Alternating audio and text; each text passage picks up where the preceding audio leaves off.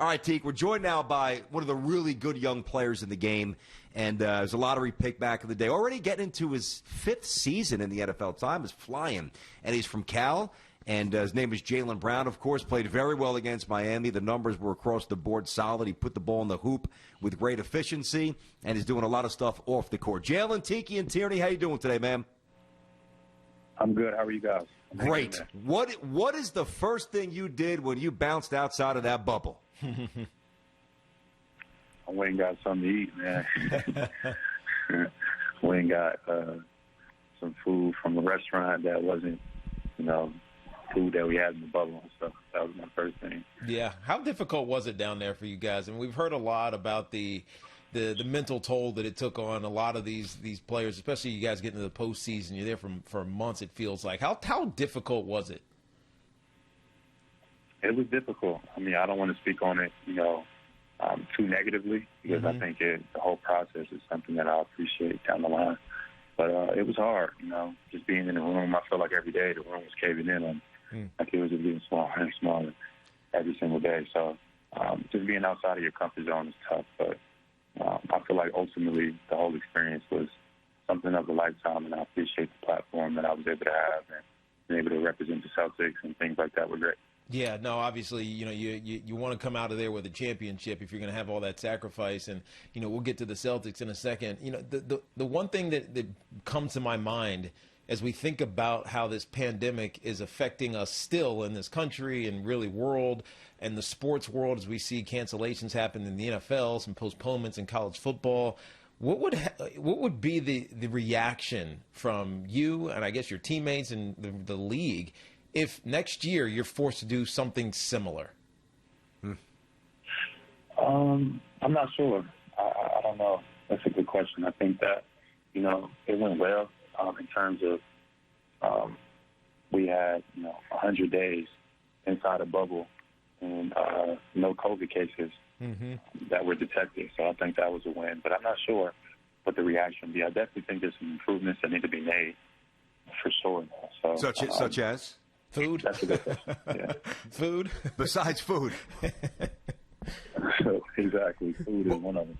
What else do you think they could do, though? Because I think a lot of people are interested in this because who knows if the season starts? Probably not till 2021. That's the intimations now. If you guys are bubbleized again, and I certainly hope for your sake that you're not, what would you want the NBA to do differently, to do better, to make it a better experience?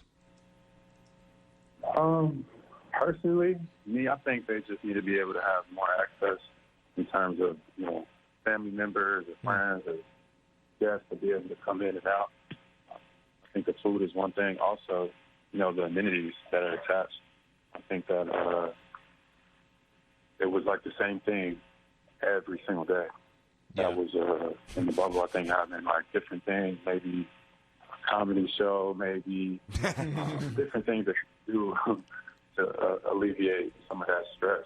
Gotcha. It was like the same thing every single day. Like, you go to the pool or you go play golf. But Jaylen, not bad options, by the way, man. I mean, let's be honest. Not 100 days in a row, though. I hear you. Understood. Yeah, you get to day 5 and you're like, okay. Yeah. Like, I'm out of golf balls. Yeah, I've done this course 100 times already. So now you start to, your mind kind of disengages from it. Gotcha. So we're talking to Jaylen Brown. You really are an interesting young man. I mean, you've been out in the front lines. You've been to protests. You've been vocal. You went to Cal, and I said that when I brought you on the show here. Not everybody – I don't know if everybody knew that, but Cal is a very politically charged campus historically. Did you always have that gene, for lack of a better description? Was that something that always interested you, or – did you go to Cal because it's obviously a great academic school, and as you got a little older, you kind of found your, not so much your political voice, but maybe your what's right voice? Yeah, I think it's probably a little bit of both. I think that's probably what led me to Cal, just the energy on campus, and the energy surrounding the campus in Oakland and San Fran, and how diverse it is and how differently people think. It just, I fit right. And it just made so much sense, being at Cal and meeting so many different dynamics of people who believe in, something passionately, and I just wanted to be a part of that. And I think that's why it made so much sense as an 18-year-old aligning with that type of energy, that world-changing type of dynamic. There's been a lot of world changes that come out of Cal Berkeley, so I appreciated being able to spend time on that campus. Yeah, and you're becoming one of them, Jaylen. As we all know, one of the big and loudest voices around the social change movement that's happening in this country. As BT mentioned, you marched in a protest and drove down to your hometown, and now you're partnering with the NFL, the NBA, I should say, PA, is partnering with Dove Men Plus Care to support this action called Commit to Care, which is care about racial equity now. Tell us a little bit about this, because it's obviously one of the most important things that someone with a voice like yourself, an influence, can do in this charged world that we live in right now. Yeah, it's exactly how you described it. And CARE stands for Care About Racial Equity, CARE. And that's the initiative that Dove has came up with. We partner with the NBPA and Dove Men Plus Care to change the way Black men are seen and treated, in America. And it's something that stems from media, false media representations, and it stems on down. So just trying to change that culture of how Black men in total are viewed as a group. So I appreciate the partnership, and so do my brothers at NBPA. So we're talking to Jaylen Brown. I know that CP3 is involved with that initiative as well. Donovan Mitchell, great young player, Utah. We're talking to Jaylen Brown, Tiki and Tierney, CBS Sports Radio. One of the fears, and it was expressed multiple times before the restart happened, is that, all right, you have this voice, you have this platform, you're out in the front lines, you're doing your thing, and then all of a sudden, boom, we're going to get sequestered to Orlando and basically removed from society. And there was a lot of fear, and certainly valid ones, that the voice would be diluted. How frustrating was it to balance, and how challenging was it to balance basketball? And it's not like, you were, like the other teams that went there and they play their 8 games and they're done, no playoffs. The Celtics were a team that we all thought had a real chance to get to the NBA Finals. So you're looking at the expectations of the team that could win, and what's more important, what you're fighting for in life. That's, to me, that would be really hard to do. So how did you compartmentalize your job and what's probably closer to your heart in the cause? How did you do that? For me, it was easy. I wouldn't say easy is the word, but it set the temperature and the barometer of the world, and how everybody's paying more attention to diversity, inclusion, and a lot of these problems that we are identifying. Now I think they've been there for a long amount of time. I just think we were putting emphasis on them. And I've been speaking, not just now. I've been speaking since I've entered the NBA, or since I became on this platform. So for me, it was a normal day. It's just my voice. Now more people were listening, but it wasn't anything outside of my comfort zone. It was just kind of like sitting where I was. Gotcha. What I've been doing for the last couple of years now.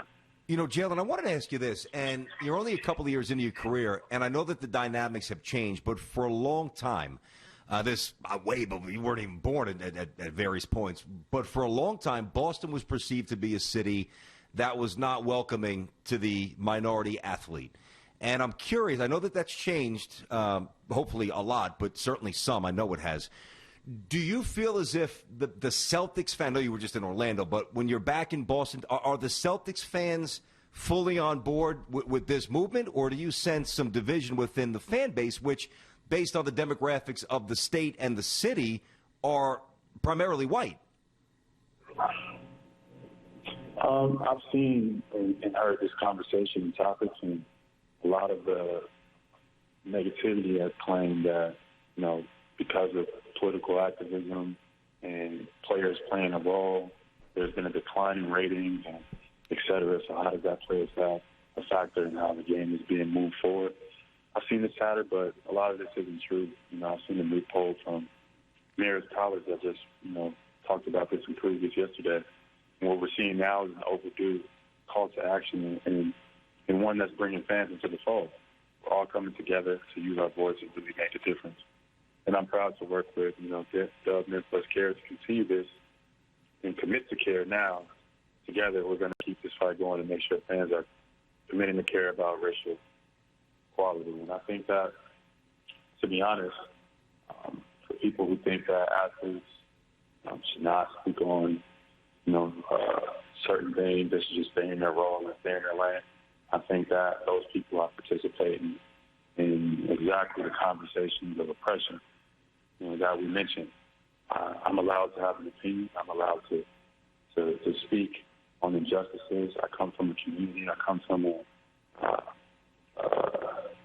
family. I come from, all of that type stuff. So if my family is experiencing it, I should be able to speak about it on whatever platform that it is that people believe, because I'm a millionaire or I'm an athlete. I should just keep my mouth shut. I shouldn't have anything to say about anything. I disagree with those people wholeheartedly. Yeah, and you should. And you should keep doing exactly what you're doing. Keep playing the game as hard as you do, having the success that you have on the court. And if it amplifies your voice off of it, then more than the better. But even if it doesn't, you keep putting yourself in the community, keep being an example, Jaylen.